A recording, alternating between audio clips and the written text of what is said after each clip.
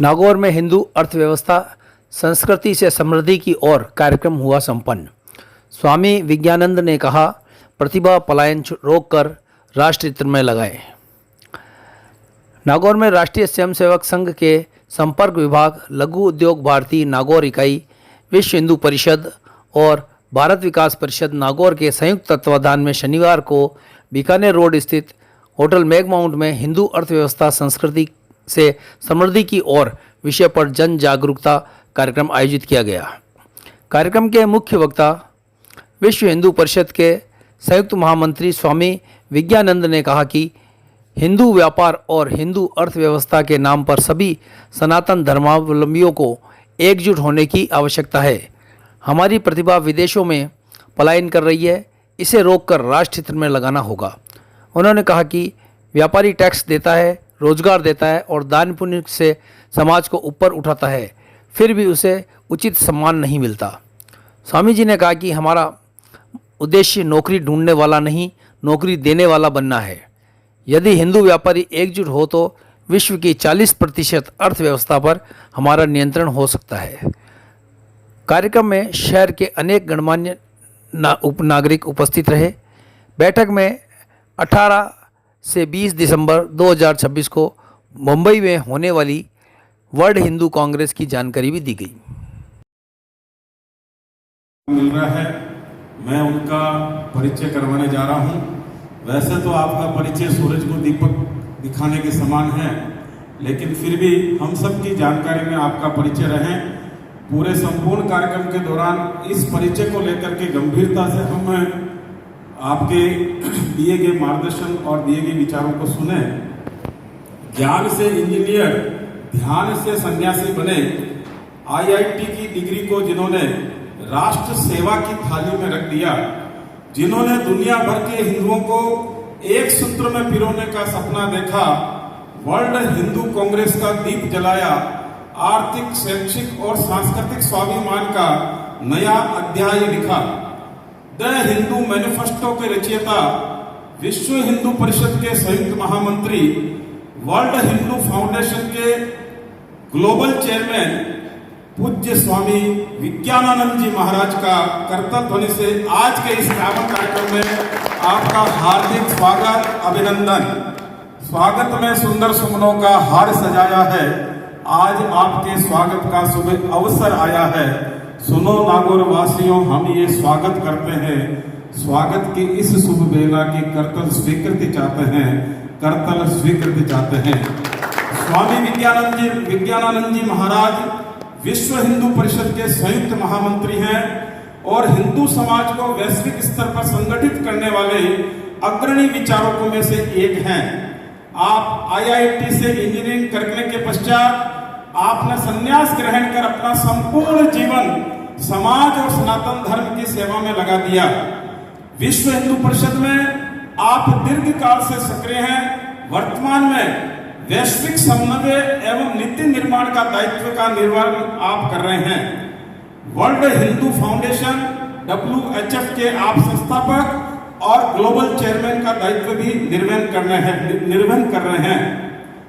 World Hindu Congress विश्व भर के हिंदू विचारकों, उद्योगपतियों, शिक्षाविदों और सामाजिक नेताओं को एक मंच पर लाने का विराट आयोजन है।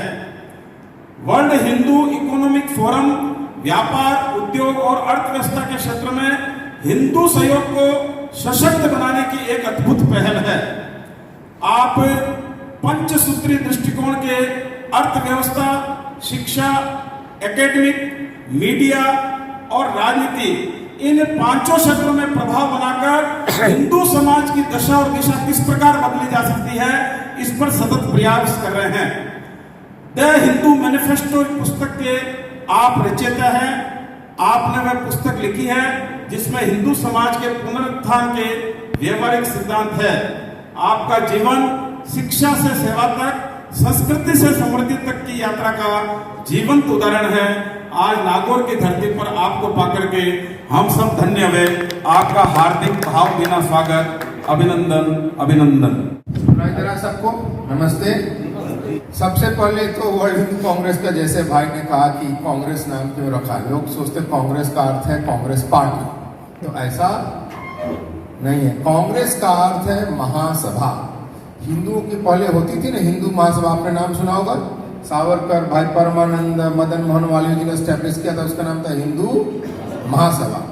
क्योंकि हम दुनिया भर में काम करते हैं इसलिए उसका नाम महासभा की जगह हमने अंग्रेजी में कांग्रेस रखा।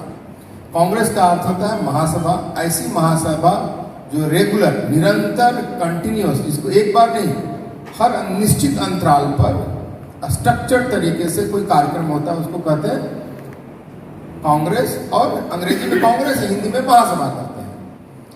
इसका कांग्रेस पार्टी से कोई संबंध नहीं है। आप जानते हो भारत में इंडियन साइंस कांग्रेस होता है, भारतीय विज्ञान कांग्रेस होता है, जिसमें 10,000 वैज्ञानिक हर साल उपस्थित होते हैं। वो कांग्रेस पार्टी से पहले से चल रहा है, जब स्वतंत्रता से पहले से चल रहा है। पुराना भारत इंडियन हिस्ट्री कांग्रेस होता है, भारतीय इतिहास कांग्रेस भी होता है। तो आप सुनिए, वो भी इसका कांग्रेस पार्टी से संबंध नहीं है। और अमेरिका में संसद है, संसद वहां जो एमपी मेंबर पार्लियामेंट है उनको भी कांग्रेसमैन ही कहा जाता है। उनको भी इस सोनिया गांधी वाले कांग्रेस पार्टी से कोई लेना देना नहीं है। अब मैं आपको एक गंभीर और हंसी की बात बता रहा हूं। जब मैंने वर्ल्ड हिंदू कांग्रेस का रजिस्ट्रेशन करवाया तो रजिस्ट्रेशन में ही हमें 2-3 साल लगाया सरकार ने। उस समय बीजेपी की सरकार नहीं थी, क्योंकि नाम में हिंदू था इसलिए रजिस्टर्ड नहीं कर रहे थे। फिर हमने कहा रजिस्टर्ड नहीं करो तो हम केस करेंगे, तुम लिख के दो। तो उन्होंने रजिस्टर्ड कर लिया। रजिस्टर्ड करने के बाद जब होम मिनिस्ट्री से हम परमिशन लेने गए, गृह मंत्रालय से परमिशन लेना पड़ता है, तो ज्वाइंट सेक्रेटरी जो ऑफिसर था ये सब तक कहता है, Swami ji you are asking permission for the World Hindu Congress.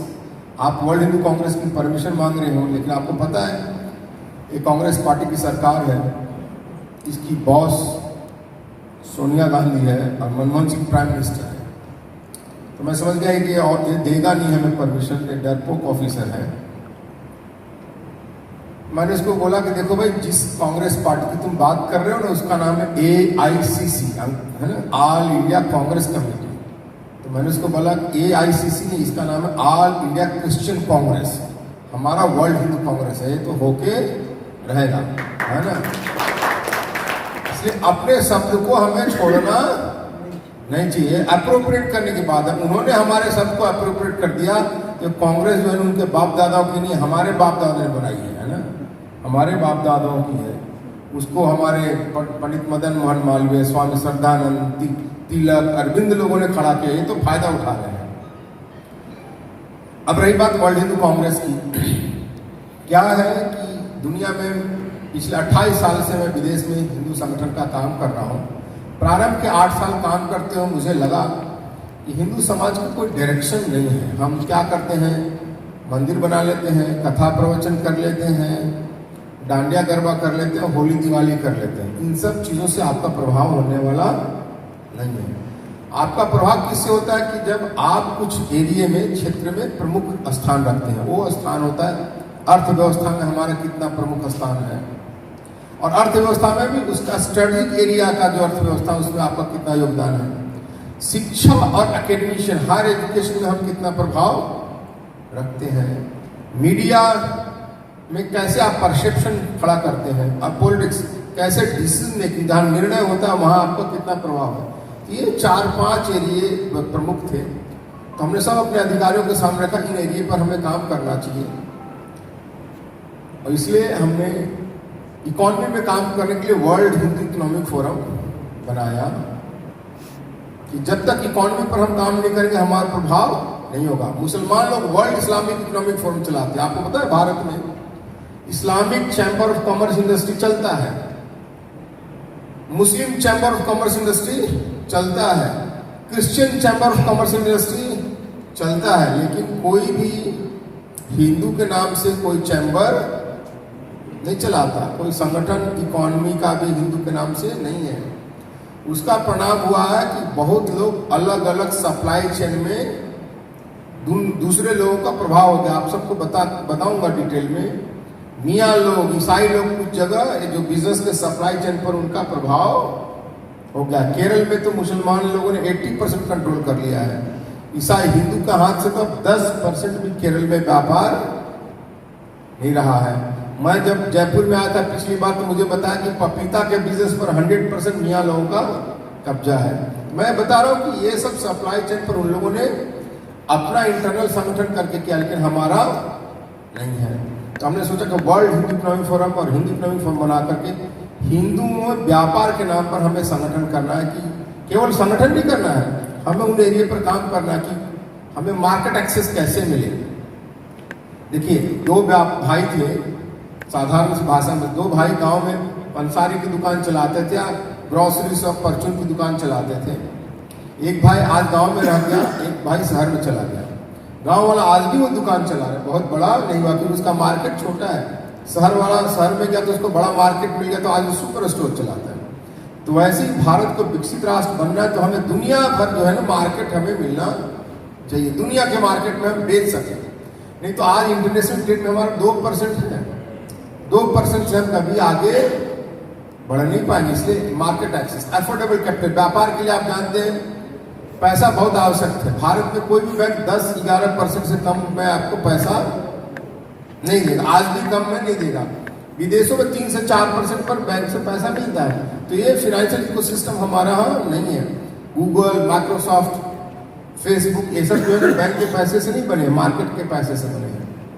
तीसरा टेक्नोलॉजी, टेक्नोलॉजी को आप इनोवेट नहीं करोगे, इंटीग्रेट नहीं करोगे, अपने साथ शामिल नहीं करोगे तो आप बाहर हो जाओगे। आप सबको पता है नोकिया सबसे ताकतवर पावरफुल मोबाइल हुआ करता था, बड़ा प्रेस्टीज था लोगों का, लेकिन 6 महीने उसको देर हुआ बदलने में। नोकिया $10 बिलियन, 9 लाख करोड़ की कंपनी हवा में उड़ गई। तो टेक्नोलॉजी इतनी चीज है। चौथी चीज है कि हमारे टैलेंटेड लोग बहुत हैं, लेकिन हमारे टैलेंटेड लोग विदेश जा रहे हैं और हम अपने टैलेंट से दूसरों को अमीर बना रहे थे। ये भी हमारे लिए अच्छी चीज नहीं है। तो हम टैलेंट को कैसे इंटीग्रेट करें? नहीं तो हम बहुत खुश हो जाते हैं व्हाट्सएप में सत्ता डनेला, सुंदर पिचई, गूगल का सीईओ, संतनु नारायण, अजय बंगा, सब हमारे बड़े बड़े सीईओ हैं। तो पढ़े तो भारत में आपके पैसे से, टैक्स पेयर के पैसे से यहाँ पढ़े, वहां जाकर किसी दूसरों को अमीर बना रहे हैं। तो ये होना चाहिए कि वो सिस्टम भारत में आना चाहिए कि टैलेंट हमारे इंटीग्रेट होना चाहिए। आपको पता है अजय गंगवाल जो इंडिगो का पहले सीईओ था, वो यूएस एयरवेज का सीईओ था, वहां से लौट के यहाँ आया तो आपको इंडिगो खड़ा कर दिया ना। गोयनका महिंद्रा में महिंद्रा ट्रैक्टर बनाने वाली कंपनी थी, बाद में ऑटोमोबाइल में कन्वर्ट कर दिया क्योंकि जनरल मोटर से आया था। तो ऐसे ही हमें टैलेंट को इंटीग्रेट करना है। 5वां चीज है कि यंग लोगों को प्रमोट करना है। यंग लोगों को बिजनेस इंटरप्राइज एंटरप्रेन्योरशिप में नहीं जाएंगे तो भी हमारा अच्छा नहीं होगा। आजकल बड़ा फैशन हो गया, बनियों के भी बेटे जो है नौकरी करना पसंद करते हैं, किसमें? बिग 4 में, कंसल्टिंग फर्म में। भी हमारे प्रोग्रेस नहीं है।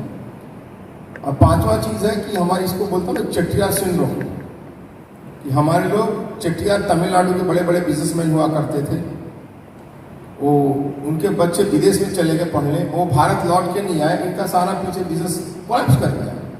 तो ऐसे आज भी हम घूमते हैं, बहुत सारे परिवार जिनके बेटे उनके बिजनेसमैन, सारा बिजनेस वगैरह बंद हो रहा है। तो ये अच्छा प्रोग्रेस नहीं, इसको भी हमें रोकना है। और छठा चीज है कि हमें व्यापारियों को रेस्पेक्ट मिलना चाहिए। देश में अभी भी व्यापारियों को रेस्पेक्ट नहीं है। व्यापार करना भारत में सबसे कठिन काम है आज भी। आप व्यापारियों की ऐसी ब्रांडिंग कर दिया है सिनेमा वालों ने, मीडिया वालों ने, व्यापारी मैंने चोर। व्यापारी नौकरी देता है यानी एम्प्लॉयमेंट जनरेट करता है, वेल्थ क्रिएट करता है, टैक्स देता है, इसकी इज्जत नहीं है। तो ये भी डेंजरस चीज है। कोई भी देश, कोई भी समाज अपने व्यापारियों को बिना रेस्पेक्ट के आगे नहीं बढ़ सकता है। जिसको अंग्रेजी में कहते हैं टैलेंट, टेक्नोलॉजी, कैपिटल, ये तीनों को अट्रैक्ट कर सकते, कंट्रोल नहीं कर सकते हो। आप यहाँ करोगे, भाग के चले जाएंगे। लक्ष्मी निवास मित्तल चला गया ना, इंग्लैंड चला गया ना लक्ष्मी निवास मित्तल। बहुत सारे हमारे इंडोरामा वाले लोहिया जी लोग इंडोनेशिया चले गए, अलग अलग चले। व्यापारी को जहां अवसर मिलेगा वहां चला जाएगा। थर्ड क्लास का जगह दुबई, हर साल $35 बिलियन चला जाता है वहां इन्वेस्टमेंट होता है। क्यों? क्योंकि हमारे देश में वैसा वातावरण नहीं है। यही काम हमें बहुत महत्वपूर्ण रूप से करना है। देखो, व्यापारी भी कोई रोटी दाल खाता है, कोई सोना चांदी कोई नहीं खाता, बल्कि व्यापारी तो मजदूर से कम ही खाता है, उसको और भी कम पचते हैं। लेकिन ऐसा वातावरण बना दिया गया कि वो पता नहीं किसी का खून चूस रहा है। ये नौकरी देता है कि वो बताता नहीं है। हमें इस चीज को हमें रोकना होगा। तो इसलिए मैं बोलता हूँ कि हमारे पूर्वज ये देश हजारों साल तक लड़ा, मरा, बलिदान हुआ। आप तो राजस्थानी लोग हैं, सबसे ज्यादा ये देश यहाँ राज्य के लोग लड़े, यहाँ लड़े, थोड़ा कंप्रोमाइज भी हुआ, लेकिन कभी भी मुसलमानों को कोई राज्य नहीं बनने दिया। तो इस लड़ाई में केवल लड़ने से काम नहीं चलेगा, और लड़ाई में पैसा लगता है। हम लोग तो एक भामाशाह का नाम सुनते हैं, हजारों साल की पीढ़ी में हजारों भामाशाह लोगों ने दान दिया होगा, लेकिन उनको कोई जानता नहीं है। तो ये चीज हमें अपने देश को बताना होगा। और हमारे पूर्वज इसलिए व्यापारी लोग क्या बोलते थे संस्कृत में, श्रेष्ठी। ये श्रेष्ठी शब्द है ना, पंजाब में सेठी हो गया है, राजस्थान में श्रेष्ठ हो गया है, राजस्थान में सेठ जी हो गया है, गुजरात में सेठ हो गया है, और कोंकण बेल्ट में सेठी हो गया, तमिलनाडु में चट्टी हो गया। तो आप समझ रहे हैं कि हमारे पूर्वज रेस्पेक्ट देते। आज के कम्युनिस्टों के माहौल में रेस्पेक्ट खत्म गया, हमें इसको रेस्टोर करना है। तो ये वर्ल्ड हिंदू इकोनॉमी का हम बेसिक काम करते हैं। दूसरा चीज है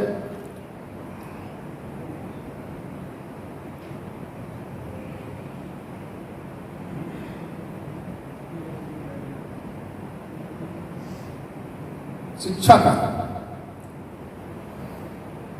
भारत में शिक्षा में देख रहे हैं कम्युनिस्टों का बहुत बड़ा कब्जा हो गया है ना। कौन पढ़ रहा है, क्या पढ़ाया जा रहा है, इस पर हमें ध्यान देना होगा। नहीं तो क्या हो रहा है स्थिति, कम्युनिस्ट लोग शिक्षा में घुस करके हमारे बच्चों कॉकरोच जनता पार्टी बना रही है। बहुत अच्छी स्थिति नहीं है। हम कल्पना भी नहीं कर सकते थे कि ऐसा हमारे देश में लोग होगा जो कि इतना भद्दी भद्दी गालियां देंगे। ये वो शिक्षा संस्थान से पढ़ रहे हैं। तो हमें शिक्षा में अपना प्रभाव उत्पन्न करना होगा। कौन पढ़ रहा है, क्या पढ़ा जा रहा है, इस पर हमें प्रयास करना होगा। अभी 5-6 साल पहले किसी ने व्हाट्सएप में देखा होगा, अमेरिका में बड़ा कॉन्फ्रेंस हो रहा था, dismantling global Hindutva conference. Dismantling global Hindutva conference. उसका परिणाम क्या हुआ कि सब हिंदुओं के विरुद्ध काम कर रहे थे। आज अमेरिका नॉलेज, हिंदुओं का नॉलेज, ज्ञान प्रोड्यूस कर, हिंदू के बारे में ज्ञान प्रोड्यूस करने वाला अमेरिका हो गया, हम डिस्ट्रीब्यूटर कंज्यूमर हो गए। तो इसको क्या हुआ कि हमने भारत में हिंदू धर्म की शिक्षा नहीं दी, हमने विद्वान नहीं बनाया। एक कथा प्रवचन से नहीं, कितने भी हमारे साधु महात्मा खुद कथा प्रवचन कर ले, इसका दुनिया में कोई असर होने वाला नहीं है। जो एकेडमिया से आता है उसको एकेडमिया से ही डील करना पड़ता है। हमने क्या किया, आपकी टीम ने, हमने भारत में आपके पैसे से इस्लामिक स्टडी पढ़ाया जाता था, क्रिश्चियन स्टडी पढ़ाया जाता था, हिंदू स्टडी नहीं पढ़ाया जाता था। हम लोगों ने भारत में आज 40 विश्वविद्यालय में एमए हिंदू स्टडी और पीएचडी हिंदू स्टडी का प्रोग्राम प्रारंभ कर दिया है। यूनिवर्सिटी ग्रांट कमीशन का कोर्स है, यूनिवर्सिटी ग्रांट कमीशन का कोर्स है, नेट का कोर्स है। और बच्चे जो फुल पास करते हैं परीक्षा, स्कॉलरशिप, उनको फुल 60,000 महीने का स्कॉलरशिप भी मिलता है। तो ये ऐसे सिस्टम का काम है, ये बढ़ाने का काम है। तो ये काम चीज है, ये लॉन्ग टर्म में है। अगले 5-10 साल में आपको हमारे यहाँ से ऐसे विद्वान मिल जाएंगे जो आपको इन सारी चुनौतियों का मुकाबला करेंगे। ये कथा प्रवचन अलग चीज है, भक्ति भाव भी ठीक है, लेकिन ये अलग तरह का काम है। तो ये दूसरा शिक्षा का काम है। तीसरा चीज है मीडिया। मीडिया क्या है, तो परसेप्शन क्रिएट करता है। मीडिया क्या है, परसेप्शन क्रिएट करता है। परसेप्शन ही रियलिटी बन जाता है। जैसे मैंने बोला ना कि बिजनेसमैन का परसेप्शन क्या करता है, चोर बना दिया। किसने बना दिया, सिनेमा इंडस्ट्री में। किसने, भारत मदर इंडिया देखा पुराने लोगों ने, उसमें एक है ना सोहनलाल है, सोहनलाल कैसे एक्सप्लॉइट कर रहा है, यानी उसकी अच्छाई नहीं दिखाई देगा, उसकी बुराई ही दिखाई देगा। इतने कुंभ मेला होते हैं, इतने बाढ़ होते हैं, विभीषिका होती है, अकाल होते हैं, जो सेवा का काम होता है वो उसको नहीं दिखाएंगे, यही चीज उसका दिखाएंगे। तो ये विलेन है। मीडिया परसेप्शन क्रिएट करता है, परसेप्शन ही रियलिटी बन जाता है। तो उसको दूर करने के लिए हमने मीडिया का संगठन भी बनाया। और मीडिया में केवल अखबार नहीं है, टेलीविजन नहीं, सिनेमा भी बहुत बड़ा रोल पैदा करता है। अभी हमने मीडिया पर काम करने से किया तो उसका परिणाम क्या जानते हैं, कश्मीर फाइल हम लोगों ने शुरुआत की, केरला स्टोरी को भी प्रमोट किया। अभी कई सारे फिल्म, बंगला फाइल, दिल्ली फाइल, ये सब बना। उसमें अब हमारे विचारधारा के भी फिल्म आने लगे, यहाँ तक कि आपको धुरंधर में भी हमारे टीम के लोग हैं। तो इस क्षेत्र में भी हमें काम करना, भी बहुत बड़ा काम करना है। चौथा चीज है राजनीति। राजनीति का काम जो हम भारत में नहीं करते, विदेश में करते हैं, क्योंकि यहाँ अपने लोग हैं, भाजपा के बंधु हैं, तो हमें आपस में लड़ने की जरूरत नहीं है, उनको सहयोग करते हैं। विदेश में क्या है कि हम हिंदू लोग, मैंने बोला कि हमारा कोई स्ट्रेटेजिक डायरेक्शन नहीं था। हमारा क्या डायरेक्शन था, वही मंदिर बना लिए, होली दिवाली कर लिए, डांडिया गरबा भांगड़ा कर लिए, उत्सव कर लिया, नहीं तो आजकल बॉलीवुड का डांस ड्रामा तो नॉर्मल चीज है। उसका परिणाम क्या कि बहुत जगह हमारी अच्छी संख्या है लेकिन हमारा प्रभाव नहीं है। आपको उदाहरण दे रहा हूं, कनाडा में। कनाडा में हम हिंदू 12 लाख है, सरदार 7 लाख है। सरदारों को पिछले सरकार में 27 मेंबर पार्लियामेंट थे, भारत सरकार को डिक्टेट करते थे, ट्रूडो को तो कंट्रोल करते थे। उसका परिणाम तक झगड़ा हो रहा था। और हमारे लोग देखो, हमारे लोग हैं, सरदार हमसे बहुत अलग नहीं है, थोड़ा खालिस्तानी एलिमेंट हो गया, लेकिन उनका पॉलिटिकल अवेयरनेस इतना है कि 27 एमपी है 7 लाख में, पाकिस्तानी 3 लाख है 6 एमपी है, और हम 12 लाख है, हमारे 3 एमपी नहीं है। क्यों? कि हमारी दृष्टि नहीं है। तो मैं उसको बोलता हूँ ये मंत्रा सिंड्रोम है। मंत्रा सिंड्रोम, मंत्रा क्या कहती है, कोई भी पहुई हमें क्या हानि। ये क्या है, भगवान राम के राज्याभिषेक की बात हुई, भगवान राम के राज्याभिषेक की बात हुई, तो मंत्रा ये न्यूज लेके कैके के पास जाती है, कहते कि देखो भगवान राम का राज्याभिषेक होने वाला है।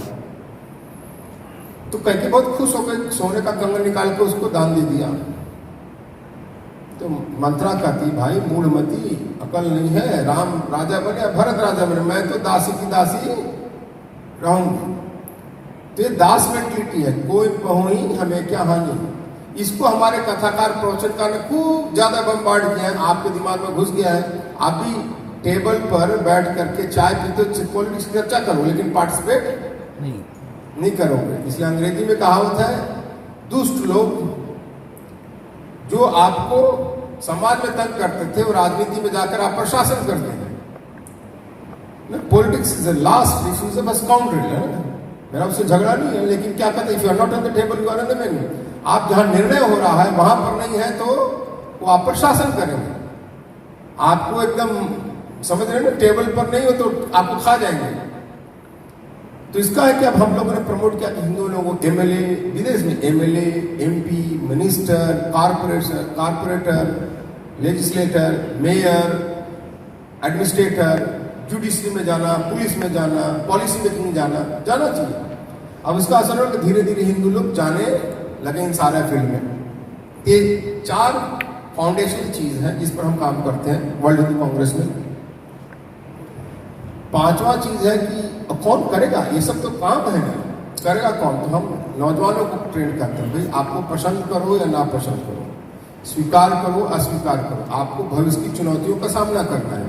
अगर भविष्य की चुनौतियों का सामना करने के लिए आप तैयार हो जाओगे तो चुनौती का मुकाबला अच्छी प्रकार से करोगे, नहीं तो परिणाम तो आपके सामने आने वाला है, तो उससे बचना है। तो आने वाली चुनौती के सामने हमें खड़ा रहना है। नहीं तो जिस समाज का यूथ बर्बाद हो जाता है ना, वो समाज टिकता नहीं है। आज इंग्लैंड की क्या स्थिति है, जो इंग्लैंड सारी दुनिया में शासन करता था, सारे मियाँ उनके जूते के अंदर रहते थे, आज 20 लाख मियाँ पहुंच करके पूरे इंग्लैंड को डिक्टेट कर रहे हैं। 14 मेयर बन गए हैं, लंदन का मेयर मियाँ हो गया है।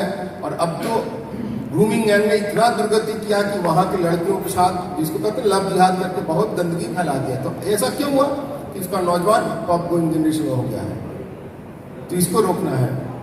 छठा है कि हमारे यहाँ महिलाएं 50% महिलाएं हैं। हमारे माताओं के जनरेशन में तो महिलाएं कम पढ़ी लिखी थी, हमारे मेरे जनरेशन में और आज के जनरेशन में महिला इक्वली पढ़ी लिखी है, टैलेंटेड है, कैपेबल है, नॉलेजेबल है। भाई 1 गिलास गर्म पानी लाना तो टैलेंटेड है, कैपेबल है। लेकिन आप देखो हिंदू मूवमेंट में उनका पार्टिसिपेशन अभी भी कम है। सारे बड़ी बड़ी बिंदी लगा के कम्युनिस्ट महिलाएं हमें रोज गाली देती है टीवी में, वृंदा कारंत, कृष्णा मूर्ति। ऐसा क्यों हुआ कि हमने अपनी महिलाओं को सामने नहीं किया उन सब चीजों पर चर्चा करें। जैसे मैं कहता बिग बिंदी ब्रिगेड है, साड़ी पहनेंगी, बिग बिंदी लगाएंगी, नरेंद्र मोदी को गाली देंगी, आरएसएस को गाली देंगी, भारत को गाली देंगी। तो इसको भी हमें रोकना है और अपने बहनों को फ्रंट लाइन में लाना कि आप हमारे हिंदू समाज का स्पोक्स पर्सन बनो। सातवां है कि हिंदू समाज में जगह जगह बहुत तरह के संगठन है, बहुत तरह के संगठन है, भाषा संगठन है, समाज संगठन है, क्षेत्रीय संगठन है। अगर इन संगठनों को हम एक साथ एक मंच पर नहीं लाएंगे तो दूसरे लोग ला करके और भटकाएंगे। मैं उदाहरण देता हूं, अमेरिका में एक संगठन तेलुगु एसोसिएशन नॉर्थ अमेरिका, टाना। कुछ लोगों को लगा कि इसमें चौधरी जो है ना, कम्मा चंद्रबाबू नायडू की जाति के लोग ज्यादा डोमिनेट कर रहे हैं, तो रेड्डी लोगों ने अलग बना दिया आटा अमेरिकन तेलुगु एसोसिएशन। पवन कल्याण की जाति के लोगों और केसीआर के जाति के लोग थे, उन्होंने एक ने बना nits, north American Telugu society, उसी संगठन का तोड़ करके। एक ने बना नॉर्थ अमेरिकन तेलुगु नाटा, एक ने बनाया बाटा, और तब तेलंगाना बना तो चारों टूट करके फिर 8 बन गए। फिर तेलंगाना एसोसिएशन बना, आंध्रा एसोसिएशन, तो ये बिखरने का काम शुरू हो गया। तो इसको रोकना है। मैं जैसे उसका संक्षेप में बता रहा हूँ, हमने 10 बड़े संगठन ढूंढे कि पहले स्टार्टिंग के लिए भारत में, दुनिया भर में काम चल रहा है। चिन्मय मिशन, रामकृष्ण मिशन, भारत सेवाश्रम संघ, आर्ट ऑफ लिविंग, गायत्री परिवार, अमृतानंदमयी मठ, इस्कॉन, विश्व Hindu Parishad, RSS and DAP Swaminarayan. इन 10 प्रमुख संगठनों के प्रमुख लोगों की हमने मीटिंग की। मीडिया के बाद में मैं आपको ये सब उसमें चित्र है,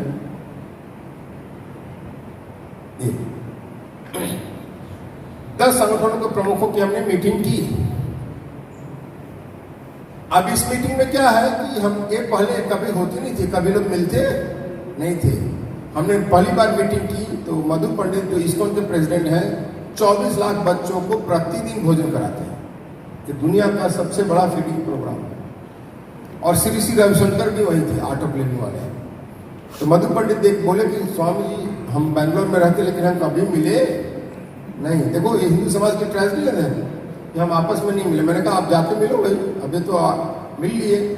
अगली बार उनके आश्रम में हम गए, वो मिलने गए, तो उन्होंने कहा ये मीटिंग हेड मीटिंग हमारे आश्रम में होना चाहिए। जब हम वहाँ गए, हमारी वहाँ मीटिंग हुई, तो दिन भर मीटिंग, शाम को मधु पंडित ने कहा हमारा आश्रम बैंगलोर में, हम चले जाएंगे स्वामी जी, सुबह आ जाएंगे। मैंने कहा क्यों चले जाओगे, आप रुक जाओ, हम लोग थोड़ा मीटिंग के बाद थोड़ा चर्चा करेंगे, गप मारेंगे।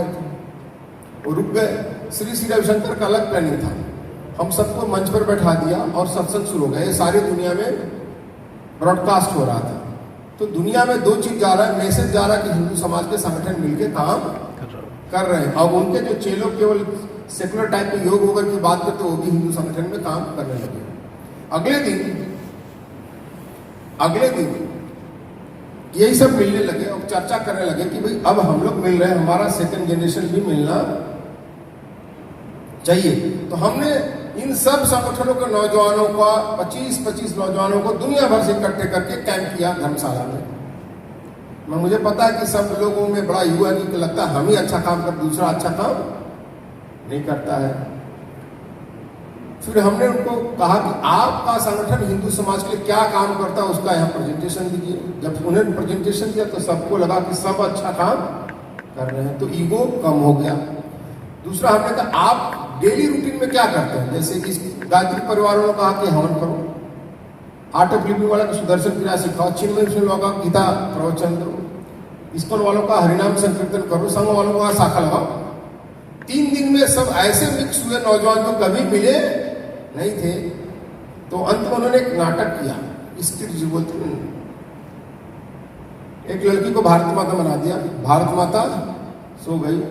एक संगठन के नौजवान उसको जगाने गए तो नहीं जगी, 2-3 संगठन के लोग जगाने गए तो जग तो गई, लेकिन फिर सो गई। जब सारे संगठन के लोग उसको जगाने गए तो जग गई। तो मैंने कहा यदि आप सब लोग इतनी क्लैरिटी से पर्पस समझ में आता तो हमारा काम सफल हुआ ना। यही है, ये हम होता का माध्यम कर हिंदू ऑर्गेनाइजेशन टेम्पल एसोसिएशन, जो 7 कॉन्फ्रेंस होगा, economy, education, media, politics, youth, women, संगठन, सभी संगठनों का 7 कॉन्फ्रेंस होगा। इस वर्ष भारत में हो रहा है, तो 4 और चीज हम जोड़ रहे हैं। वो 4 क्या क्या चीज है मैं आपको बताऊं। एक है भाषा। भाषा हमारे यहाँ नॉलेज ट्रांसमिशन का माध्यम रहा है, कम्युनिकेशन का माध्यम रहा है। आप देखो हमारे रामायण संस्कृत तो हर भाषा में रामायण है, भगवत गीता संस्कृत तो हर भाषा में है। भाषा कभी लड़ाई का माध्यम नहीं रहा। जब अंग्रेजी नहीं था तब भी हमारे पूर्वज उत्तर से दक्षिण पूरे से पश्चिम सब जगह तीर्थ यात्रा करते थे ना, कोई समस्या नहीं होती थी। शंकराचार्य जी केरल में पैदा हुए और जम्मू कश्मीर में जगत गुरु बने ना। अभी पॉलिटिशियन अनएम्प्लॉयड हो गए हैं, तो हमें झगड़ा लगाने की कोशिश कर रहे हैं। अभी देखो शिवसेना वाले सत्ता से बाहर हो गए तो अनएम्प्लॉयड हो गए तो क्या करें, अब हिंदी मराठी का झगड़ा लगा रहे हैं। तो ये झगड़ा लगाने का काम करते हैं। ये इसका नैरेटिव हमें अपने हाथ में नहीं लगे तो वो आग लगाएंगे। तो पॉलिटिशियन अनएम्प्लॉयड हो जाता है तो आग लगा देता है। आपको पता है केसीआर चंद्रशेखर जो तेलंगाना के चीफ मिनिस्टर बने, कैसे बने? उनको चंद्रबाबू नायडू ने अपने मंत्रिमंडल में नहीं लगाया, मंत्रिमंडल में नहीं लाया, तो अनशन कर दिया, आग लगा दिया, तेलंगाना बन गया। कांग्रेस जनता पार्टी में कुछ नहीं, आप वाले हैं, दिल्ली से सत्ता में बाहर हो गए तो आग लगा दिया उन्होंने। तो भाषा के नाम पर भी आग लगा रहे हैं। तो हम भाषा को कैसे कंट्रोल में रखें, माने अपने हाथ में उसका नैरेटिव रखें, इसके लिए भाषा संगठन का करेंगे। कि किसने आर्टिकल लिखा था कि भाई गॉड आज come up north we are only for earth, दक्षिण वाले झगड़ा लगाने वाले कि भगवान उत्तर भारत से आते हैं हम लोग केवल पूजा करने के लिए। यानी उनका ये भी कहना था सारे प्रधानमंत्री उत्तर भारत वाले, हम फॉलो करने वाले। हमने कहा ऐसी बात नहीं है, सारे आचार्य तो दक्षिण से है भाई, हमारा क्या दोष है? जगत गुरु शंकराचार्य, जगत गुरु रामानुजाचार्य, जगत गुरु मध्वाचार्य, माधवाचार्य, वल्लभाचार्य सब तो दक्षिण के हैं। उन्होंने कहा इस भगवान की पूजा को हम कर रहे हैं। हमारे तो परंपरा न, गुरु गोविंद दो खड़ो काको लागो पाओ, बलिहार गुरु आपने गोविंद दियो मिला, ये हमारी परंपरा है। तो भाषा पर एक सम्मेलन करेंगे, दूसरा एक सम्मेलन करेंगे वहाँ विश्वकर्मा पर। पहली बार मैं लगभग 30-40 साल के बाद मैं बंगाल में पढ़ा हूँ खड़गपुर में, तो वहाँ तो हर साल विश्वकर्मा जयंती में बहुत धूमधाम से मनाया जाता है। पहली बार मुझे आज विश्वकर्मा भगवान का फोटो दिखाई दिया, मुझे बहुत प्रसन्नता हुई। मैं इसलिए बता रहा हूँ कि हिंदू समाज आजकल व्हाइट कॉलर हो गया है, स्किल वाला हाथ का काम छोड़ रहा है ना। हमारे यहाँ बढ़ई, लुहार, सुनार, carpenter, motor mechanic, plumber, electrician सब हिंदू बाहर हो रहा है, मियाँ घुस रहा। ये बहुत खतरा है, मैं आपको तरफ रियल खतरा है। मैं आपको तरफ अभी हमारे जनसंख्या की मीटिंग हुई थी, तेलंगाना के आंध्र प्रदेश के 4 जिलों में का सर्वे आया कि सोने चांदी का काम करने वाले हिंदू सोनार थे, उनको मियाँ लोगों ने बाहर कर दिया। केरल और बांग्लादेश से मियाँ लोगों ने सोनार के काम पर कब्जा कर लिया, क्योंकि हम लोग व्हाइट कॉलर बन रहे, मेहनत का काम करना नहीं चाहते, स्किल्स का काम नहीं करना, नौकरी करेंगे। मैं एक कंपनी में गया, वीजा कंपनी में, दिल्ली में एक लड़का बैठा था टाई पहन के, भाई कितनी तनख्वाह मिलती है? तो बड़ा उदास हो बोला, स्वामी 13,000 मिलती है। मैं 13,000 के लिए दिल्ली में क्या मिलेगा, लेकिन कोई स्किल का काम नहीं करेगा। तो ये बहुत चुनौती है, तो इसको हमें रोकना है, नहीं तो हर सप्लाई चेन पर मियाँ घुसकर कब्जा कर लेगा। इसलिए इस स्पेशल सेशन, उसका नाम ही विश्वकर्मा हम लोग करेंगे। तीसरा एक स्पेशल सेशन हम करेंगे समाज का। समाज संगठन हर जगह बहुत सेवा का काम करते हैं, समाज का योगदान करते हैं, सब जगह है। मैं दिल्ली का उदाहरण देता हूँ। दिल्ली में हिंदू कॉलेज है, रामजस कॉलेज है, किरोड़ीमल कॉलेज है, हंसराज कॉलेज है, आत्माराम कॉलेज है। ये सारे कॉलेज किसी सरकार ने नहीं बनाए हैं, समाज संगठन ने बनाए हैं। सरकार तो कब्जा कर ली है सामाजिक दृष्टि से। बनारस हिंदू विश्वविद्यालय दुनिया का सबसे बड़ा विश्वविद्यालय, आज भी एक कैंपस के लिए डिपार्टमेंट कहीं नहीं है, वो भी समाज ने बनाया है। अभी कल मैं जोधपुर गया था, तो जोधपुर में बता कि जोधपुर के भी कोई पंडित जी, कोई सेठ, उन्होंने बड़ा वहां दान दिया है, लेकिन इसको रिकॉग्नाइज नहीं किया जाता। यहाँ पर भी लोग ने, नेता लोग, कोई मीना आंदोलन कर देगा, कोई गुजर कर देगा, कोई जाट कर देगा, दंगा फसाद होने लगेगा। तो इसको कैसे रोके और सबको इकट्ठा ले, फिर हमारा समाज का एक भी कॉन्फ्रेंस होगा। अंत में हमारा एक कॉन्फ्रेंस होगा कि धर्म के नाम पर, धर्म का अर्थ है कि हिंदू, बौद्ध, सिंतो, दाव कॉन्फ्रेंस। आप सब पढ़े लिखे लोग हैं। यूरोप 2 विश्व युद्ध लड़ा, दोनों विश्व युद्ध लड़ने के बाद भी आज एक यूरोपियन यूनियन बन गया, उसकी एक करेंसी है।